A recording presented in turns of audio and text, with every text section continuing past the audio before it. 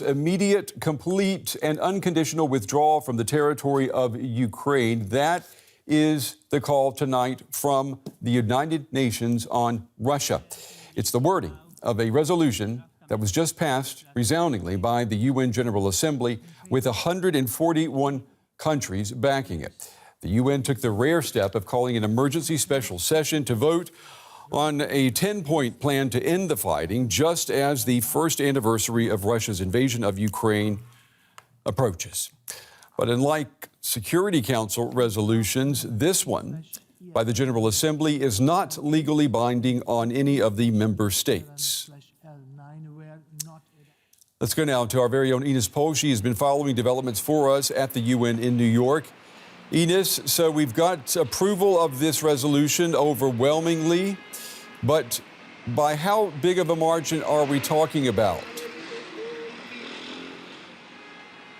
Yeah, it is indeed overwhelming, and it's a huge success for the Western alliance led, I think that's fair to say, by President Joe Biden. So 141 nations voted in favor of this resolution, 32 abstained and 7 against. So this is really the second highest vote for a resolution regarding the war in Ukraine. Brent, I think it's worth to have a little bit of a deeper look. So Russia, Belarus, North Korea, Mali and Nicaragua voted against the resolution. Brazil, and that is important, voted in favor. They voted the first time also in favor.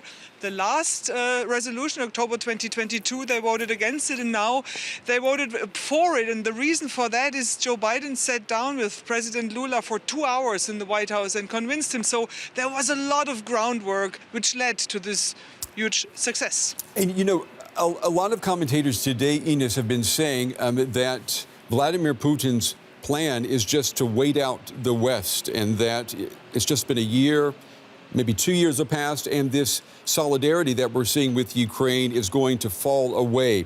This vote today, it may not be legally binding, but I mean, would you agree it sends the signal that global sentiment in support of Ukraine has not weakened?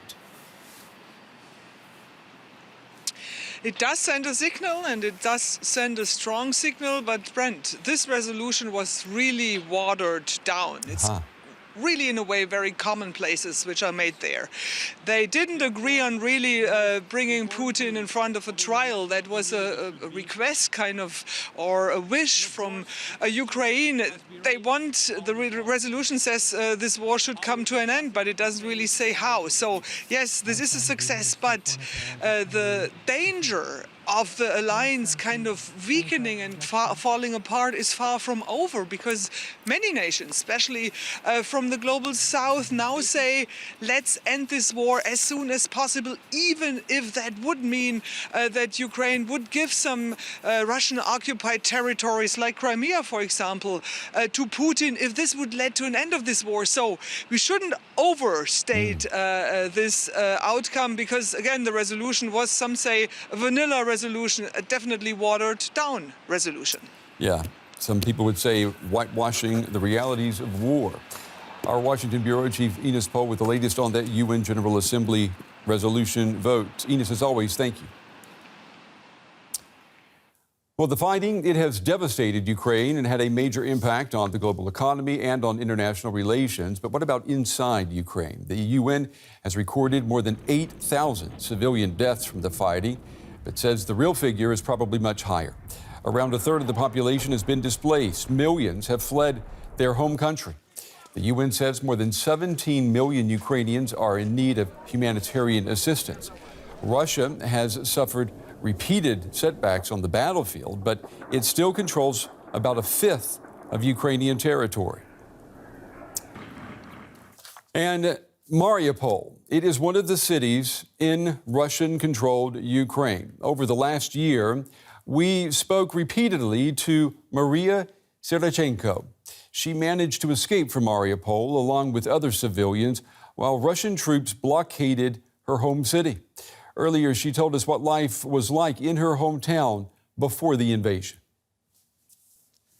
Hi, thanks for having me tonight. Yeah, it's very strange to think about what was 1 year ago. And 1 year ago, I was actually not having any fear because I couldn't imagine that the full-scale invasion would actually happen. So, the Mariupol was a rapidly booming city full of happy people. My parents were living there also, my whole family, and it was really growing, developing.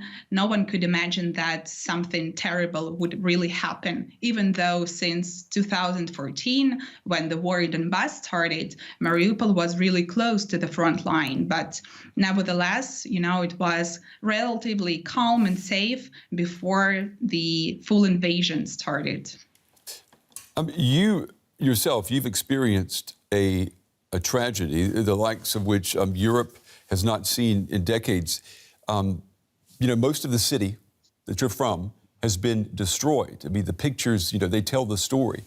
How has that affected you personally? I mean, how have you tried to cope seeing your home city devastated?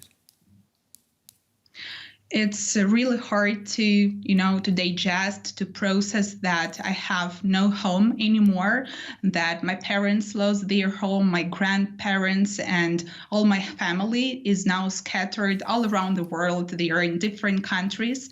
We cannot gather for a family dinner, for Christmas, and it's really hard to understand that, we won't be able to come back probably in the near future because actually most of the city was destroyed. And it's really hard. Mm-hmm. Do you hope that you'll be able to go home one day? I mean, is that something that you allow yourself to think about? I have hope, I have faith that we'll be able to go back, to go home, and the city will be deoccupied really soon. But unfortunately, we can't predict when exactly will it happen. But anyway, as you've seen the pictures, there is no Mariupol anymore, like the city that was before the full invasion, before the war. So even if we go back, it won't be the same. Maria, do you still have contact with people who are still in Mariupol or around Mariupol? I have some of the people who were my relatives, for example, they were in Azovstal and they were captive. They were held in prison by Russians. Now they are on Ukrainian territory. And fortunately, my whole family, my family is out of Mariupol. They escaped, but I have some of the people who are still there. I know them, and I still see some photos of them even on social medias, but I can't talk to them anymore frequently. So that's the reality. We have reported all through the year about just the sheer numbers of Ukrainians who fled the country when this war began. You and I have talked about that before as well. You did not flee. I mean, you're still in Ukraine. Kind of explain to our viewers what went into your decision to stay inside the country that is being attacked. I think it's a choice. It's a choice of morality, and it's my personal feeling that I'm needed here. I have lots of my friends, my colleagues who decided to just go to the army without any previous military experience. They just left their jobs and they are defending the country. And when I look at them, I realize that I can do something here. I can volunteer, I can help, I can, gather some money, I can work and be useful for the economy. So it's kind of a moral choice to be here, to stay in Ukraine. Tomorrow is the 1 year mark for this war. What do you think we'll be talking about 1 year from today? I really hope and I believe with all my heart that we'll be talking about our victory. We'll be talking about rebuilding Ukraine, rebuilding Mariupol, about investing, money, about people coming back, about Ukraine becoming a center of, tourism and many other things which are associated with peaceful life. So I really believe that there won't be any war in our country in 1 year. It's my personal belief. Well, I am sure that there are lots of people around the world who share that hope with you, Maria. And we certainly wish you and your family all the best moving forward. Maria Serachenko joining us tonight from Kyiv in Ukraine. Thank you, Maria. Thank you. Well, it is yet another clear sign of international indignation over Russia's attack on Ukraine. Delegates meeting in Vienna at the OSCE, the Organization for Security and Cooperation in Europe, boycotted the session because the Russian representative was present. The OSCE includes 57 countries. It was created during the Cold War to promote East-West dialogue. Ukraine has called for Russia to be expelled, but the rules make that unlikely. Natalia Pipa is a Ukrainian member of parliament. She came to the Hofburg in Vienna to take part in the OSCE's Parliamentary Assembly. But now that she's here, she won't be going inside. Why? Because the Russian delegation has arrived. Murders are in prison. It is the reason why we are boycotting this session of OSCE, because murders is on the table of negotiation. Delegations representing Ukraine and Lithuania are boycotting the event, and a Slovakian member of parliament left the assembly on behalf of Ukraine. We must not let these warmongers win. Not now, not ever. Slava Ukraini! The president of the Parliamentary Assembly believes that Russians should be present, but thinks that now is not the right time for dialogue with Russia. 1 year into this awful war, it is indeed the momentum to further increase pressure on Russia and to do all we can to ensure they are hearing the words unified support for Ukraine. Mikita Poturayev, head of the Ukrainian delegation, demands reforms within the OSCE. If one country member of OSCE starts war of aggression against another country member, the presence of its delegation in OSCE should be suspended. On top of all this, every OSCE member country has veto powers. Because of Moscow's veto, the organization has had to stop projects in Ukraine. Our correspondent Rosie Burchard, she's in Vienna, and she told us how Austria is responding to the criticism over its decision to invite the Russian delegation.